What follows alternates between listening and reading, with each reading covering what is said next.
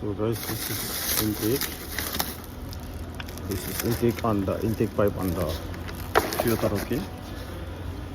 So this is exhaust. I told you guys, if you want to modify your exhaust on Supra, Toyota Supra, don't fail to contact Prince Mechanic.